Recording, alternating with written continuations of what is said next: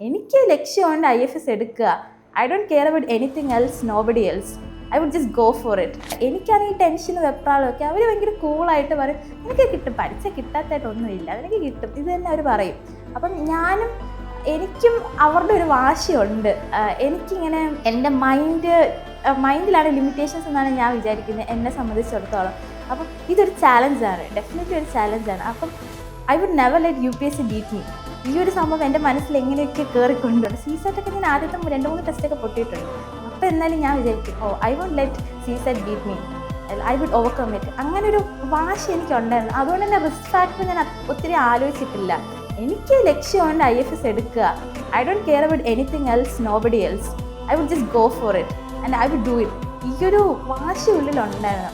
അത് റീഇൻഫോഴ്സ് ചെയ്യാൻ എൻ്റെ പാരൻസും പിന്നെ നമ്മുടെ ഫോർച്യൂണിലെ മെൻറ്റേഴ്സ് തന്നെ ഫുൾ സപ്പോർട്ടോടെ പുറകിലുണ്ടല്ലോ. അപ്പോൾ പിന്നെ പേടിക്കാൻ ഒന്നും ഇല്ലല്ലോ.